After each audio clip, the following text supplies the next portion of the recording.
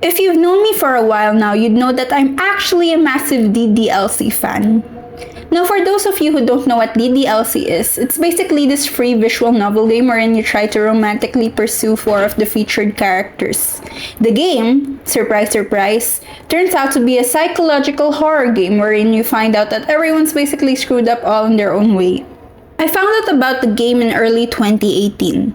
As an 11-year-old kid at the time, I was pulled in over to these kinds of stuff, and it actually became my gateway for otaku culture. I could say it was the thing that made me into anime and manga despite not being interested in it in the first place. One of my favorite characters in the game was and still is Monika. After doodling her at the back of my notebook in class, I started this annual thing where I promised myself that I would draw Monika once a year. For 2019, I drew her beside my character for our birthdays since our birthdays were kinda close. For 2020, I wanted to practice drawing backgrounds, so I decided to redraw this particular scene. For 2021, I felt like drawing us together again with my newly redesigned original characters, so I made this simple sketch of us two.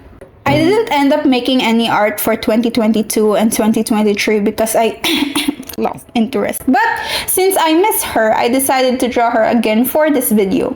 2 times! The first being the thumbnail and the second one of the more serious arts that I will be doing a speed paint recording for the rest of this video. You'll actually get to see my drawing process, and that isn't really something I show a lot of people. Moreover, I'll be doing a voiceover that's me basically rambling over some random stuff to hopefully keep this video entertaining. So, a bit more story time of how I found out about DDLC. It was actually recommended to me by a friend. I think at first glance I wasn't really interested in it back then, but because I kind of wanted to connect with that friend, I gave it a shot for myself and unexpectedly got sucked into it along the way. No joke, I legit got more into it than my friend. DDLC for me was that one fandom every geek gets sucked into as a tween and has since then made it their whole personality. I remember being so obsessed with the fan song written by Oreo entitled Doki Doki Forever that at one point I made my whole middle school class sing along with it. Oh god, that was so embarrassing. One of my friends had recently asked me what I would rank the 4 characters of the game if I were to put them all in a tier list. I think it's safe to say that I'd automatically put Monika in S tier. I think one of the other many reasons on why I like her so much is because I relate to her a lot. If you've read her side stories in the DLC Plus, you'll know how much of a perfectionist she is, how she works hard for the things that she's passionate about, but at the same time is also so self-conscious. It also gives a sense of admiration for the character for me. I am aware that it deteriorates later on, but with how well written her character is, I just felt it in my heart, you know. I might get in depth with this for a future video.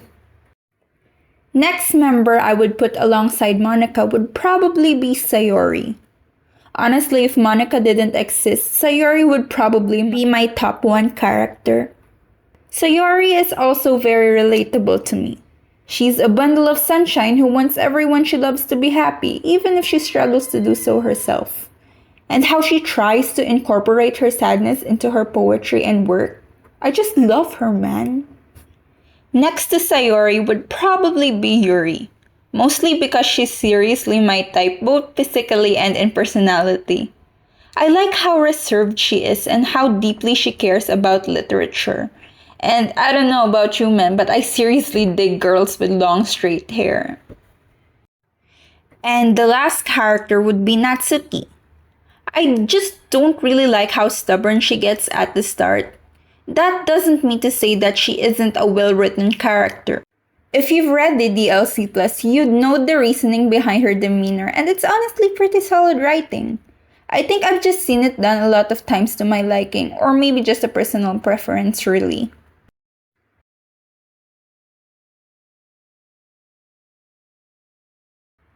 I've mentioned how I didn't really make any art of Monika from 2022 to 2023.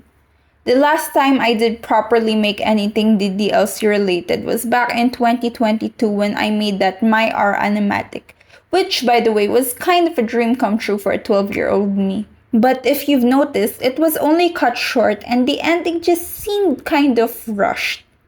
The reason is because, well, I simply got tired of it. This game, unfortunately, like all good things, I have outgrown of. I have given DDLC all the time and energy I have had for its time, and I think it's fair to say that that time has passed. It really is a bittersweet and inevitable feeling to know that one thing you've obsessed to over and over again isn't exactly an obsession anymore. I still owe this game for a lot. After all, without it, I don't really think I can be who I am today. It's kind of already integrated to me in a way, you know? But I do really want to give my time for other opportunities to come.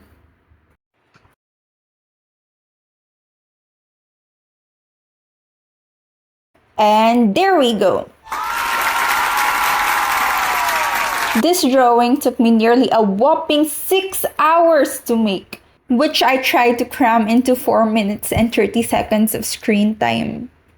I hope you enjoyed watching the process of me draw, as well as my indecisiveness. You can see how I kind of got frustrated at the last part because the results weren't aligning with the picture I had in my head and I just gave up.